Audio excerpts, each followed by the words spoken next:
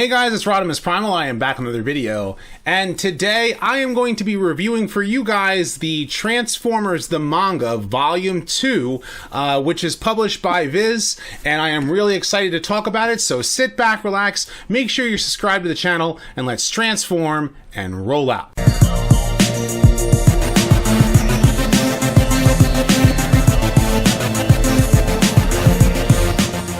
Consider supporting the channel on Patreon, becoming a channel member, or purchasing some merch on my Teespring store today. Okay, so I have Volume 2 here, and just like Volume 1, it is a really nice hardcover as it's published by Viz. Of course, this is Volume 2. I do have Volume 1, which I had already done a review for before, which you can see the link in the description there. And this one in particular is really nice if you want to see the further adventures of the Headmasters and Master Force as it continues the story. And it also does a lot of really cool things as well. This image here, right here, is probably one of my favorite images in the book of Rodimus Prime and Optimus Prime teaming up, because this was the actual advertisement for the third episode of Headmasters, which is the birth of Double Prime. And just like, typical manga, you don't read, the American way, which is left to right. You actually read right to left. And that is why, you start the book from this side. And of course, it continues on with the adventures of the Headmasters. It kind of takes place in tandem. It kind of takes place at the same time as the Headmasters anime, so a lot of the same things are happening at the same time, even though it doesn't quite fit continuity-wise. There are some things in the actual anime, and then of course they add different characters. Like apparently there's an orphan boy who ended up on Planet Beast with the Beast Formers. If you're familiar with the actual Headmasters anime, there are these like animal-like people who wear like battle armor, and they're Autobots and Decepticons, at least according to the manga. So it's kind of interesting. It's probably something I probably should do as a discussion in the future, just to go over. If you guys saw my Christmas episode, you'll know that I talked about how Raiden and the Headmasters were delivering Christmas presents to a hospital in Japan, and there was a boy who actually was crippled, and they did a surgery on him, and he's able to walk again, but he refuses to get out of the wheelchair, at least until he teams up with Highbrow, and because of a Decepticon attack, he ends up starting to walk again. And he's, sitting there saying, hey, you just, stop it, you Decepticon jerks. And, of course, he starts walking again. That kind of gives the Headmasters the oomph to be able to start talking, to walk again. And here is something that is very, very unique to the manga. It is probably one of the only pieces of fiction when it comes down to these particular two characters. And I want to kind of go back a little bit here so you can see what I'm talking about and wonder if this is the actual right translation. But here is Stepper and Artfire. And with the translation, and I'm kind of curious about this, is that they decided to go with the American name of Ricochet. And instead of naming his partner as, I believe it's supposed to be Nebulon, is supposed to be his partner, and Artfire is supposed to be Nightstick, because Cyclonus and Scourge don't become Target Masters in Japan. And instead what they did is they released Jazz and Inferno in different colors as new characters as Stepper and Artfire. And they reissued Stepper in America as Ricochet, and that's where he ended up getting the name from. And he's a Target man. Both of them are Target Masters. So it was kind of like a re-release of those characters. But for some reason, the translation decided to call them both Nightstick here in the manga.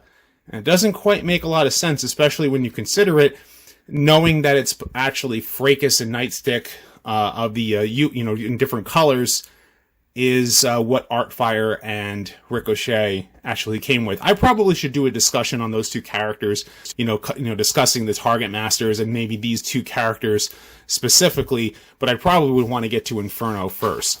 But it's kind of cool to see them in action, because you also see the Decepticon Target Masters in action, and then of course Artfire and Stepper or Ricochet, have their target master partners transform for them. And it's really, really cool to see it because it's, like I said, it's one of the only pieces of fiction where you can see those characters in action. Another interesting story, and this is something that a lot of fans, like, whenever they watch the Headmasters, and it kind of bothers me too, is that Rodimus Prime just kind of like ups and leaves after episode 10 of the anime. But this actually takes place during the ending of the anime, is that Rodimus Prime actually comes back and he says that, like, the power of the Matrix, first of all, they defeat Sound Blaster, who attacks, and Rodimus Prime comes back and he's like, I have the courage of the Matrix, and he's back to lead the Autobots back into space along with everyone else. And of course, the ending to the anime ends very similar here, where they're watching the Autobots leave and go and battle into space. But then there is a little bit of a translation error here. I don't know if you can see it. It actually says, meanwhile, Soundwave has been launched far away. Well, obviously it's Sound Blaster is the actual character, because it's Soundwave rebuilt. But for some reason, I guess it was a translation error, calling him Soundwave again. I don't know if that was on purpose or intentional, or if that's the way that it was in the original Japanese. But it is something to take note of, taking a look at the translation and whether or not the translation is correct. After this point, it's the Master Force manga. But the thing about the Master Force manga is that it doesn't line up with the anime. There are a lot of things in the, Master Force manga that just don't seem to line up properly, because they're trying to, story-wise, just kind of tell the story about what's happening, with the Master Force, and maybe try to explain some things. It is kind of neat to be able to see, God Jinrai in action. And if you're not familiar with who God Jinrai is, the body himself was supposed to be Optimus Prime, but according to this manga, it actually says that he looks like Optimus Prime, and his courage is what made him look like Optimus. So it's kind of weird how it's explained here, but that's pretty much in a nutshell. And it ends with very much the same way, and there's Double Dealer, or as he's known as Double Clouder in Japan. But it ends very similar in the same way that the Black Zarak is defeated at the end of the manga, and then that goes off to the illustration works. And there isn't as much illustration in here. There are some color images, like there's Cerebros, there's Cog and Fast Track. So if you haven't already picked up those toys, and this one's going to be a Siege, this one's going to be an Earthrise toy, I would definitely recommend getting them. But this is kind of neat that they have like these full color illustrations, and then of course, Jinrai's base mode, and then some of the Headmaster Juniors and the Pretenders. But then it's all black and white images, and the black and white images are still cool because it shows some of the back history of the Transformers, like Optimus versus Megatron, and Optimus dying, and Megatron becoming Galvatron, and the different leaders and such, because it's trying to catch you up on what's going on. But then it starts telling the story of like each of the episodes, because remember, these were advertisements in the TV magazine for the episodes that that followed in the anime. So basically, the whole entire idea behind this manga, in and of itself, was to promote the Japanese animes of Headmasters, and then of course Master Force, and then finally Victory. And there is going to be a volume 3 of this manga, and I do look forward to seeing volume 3, because it's going to go over Victory, and it's also going to have Battle Stars.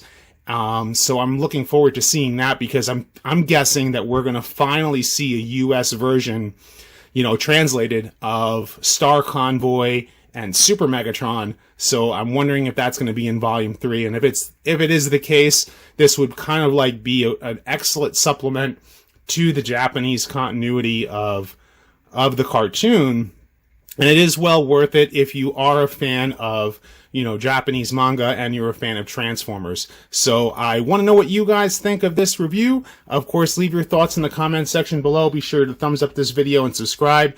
Check out my other videos as well. I have a lot more Transformers content coming down the pipeline. So stay tuned for all that. And as always, guys, until next time, till all are one.